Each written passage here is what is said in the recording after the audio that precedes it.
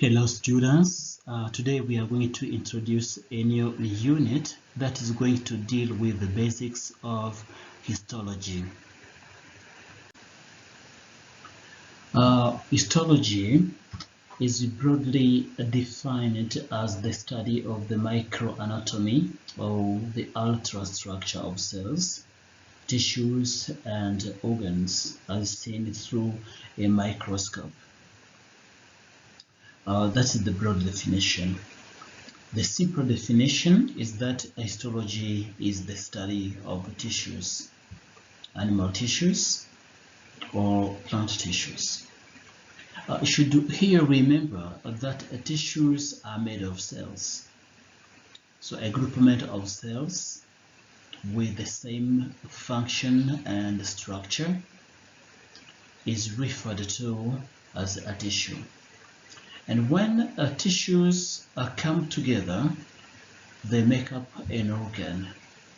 And different organs having the same function, they build up a system, and the set of all the systems in the body make up the whole organism. Animal histology. There are four main categories of animal tissues. There is an epithelial tissue, connective tissue, basal tissue, and nervous tissue. Let us begin with the epithelial tissues. An epithelial tissue, also called epithelium, consists of tightly packed cells that form a continuous layer. That is to say, for cells to make up an epithelium, they should be arranged in a continuous layer. So when cells are widespread everywhere, their groupment cannot be referred to as an epithelium. In an epithelium, cells must be tightly packed together to make a continuous layer. Epithelial tissues should also be found covering the surfaces of the body or lining the body cavities.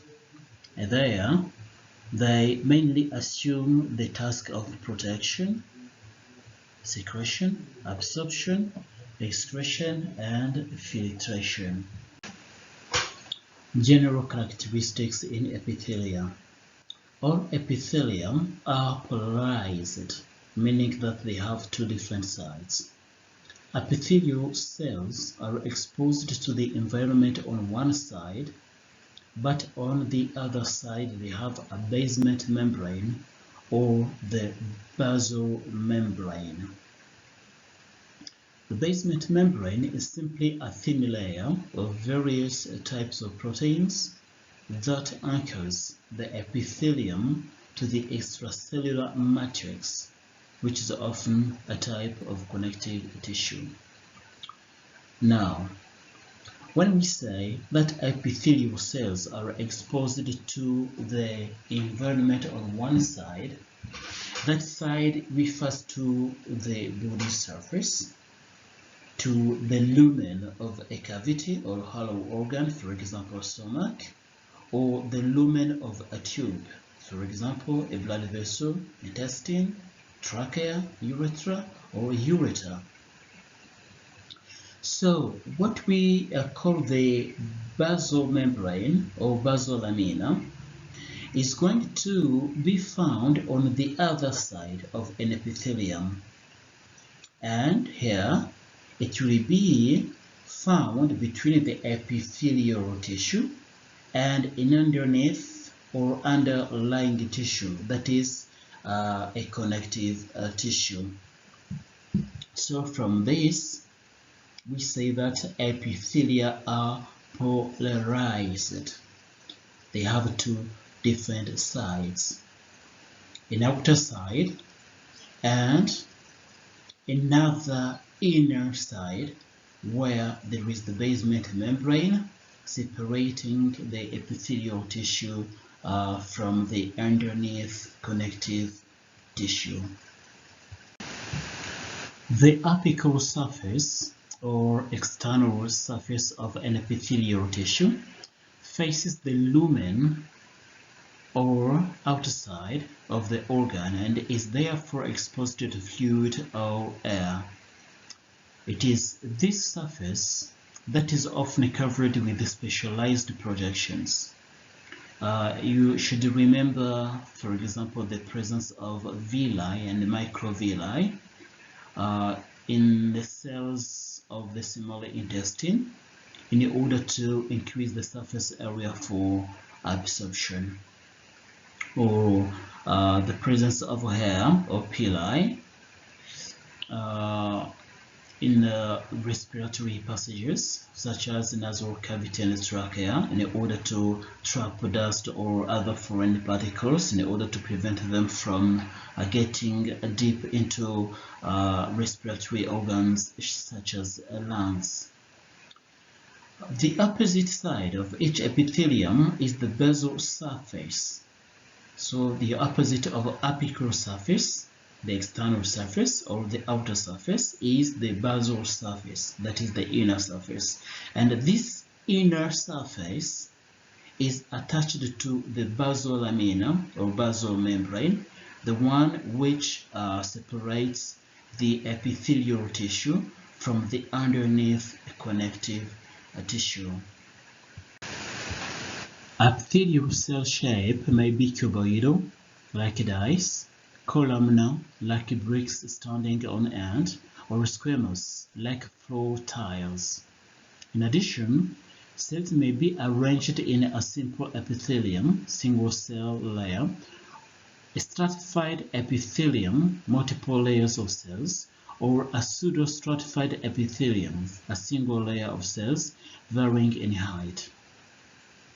In epithelia, different cell shapes and arrangements correlate with distinct functions. For example, columnar epithelia, which have cells with relatively large cytoplasmic volumes, are often located where secretion or active absorption is important. The key information we should remember here is that the classification of epithelial tissues relies on two criteria. First is the shape of cells. Second is the number of layers. Cells present three different shapes. They can be cuboidal, they can be columnar, or squamous. Squamous, this comes from squama. Squama that has a biological meaning of scale. So squamous cells are flat cells, extremely flat cells, or scale-like cells. When cells arrange to make one layer, the resulting tissue is a simple epithelium. But when they make many layers, the resulting tissue is a stratified epithelium. Now, what we call a pseudo-stratified epithelium is an epithelial tissue which gives an image of being stratified, but normally losing closely to it, you will see that it is a simple tissue. Why? Because its cells vary in height and also the location of nuclei. So they are made of only one layer, but they give an impression of being formed by many layers, and so they are known as a pseudo-stratified epithelium. Remember that the term pseudo means false. Now, when we are naming epithelial tissues, these two pieces of information should be taken in account: the shape of cells and the number of layers. So, for example, we will have the simple cuboidal epithelial tissue. Simple cuboidal epithelial tissue. That to say, that tissue is made of one layer of cells, which cells present a cuboidal shape. Or we can say a stratified squamous epithelial tissue. Here should pay attention, because if you have many layers, in order to provide the name of a tissue, we regard only the shape of cells at the outer surface.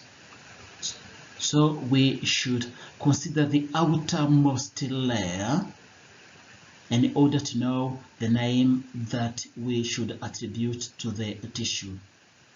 So if the outermost layer is made of cuboidal cells, we say that a tissue is a stratified cuboidal epithelial tissue, without regarding the shape of cells in layers beneath.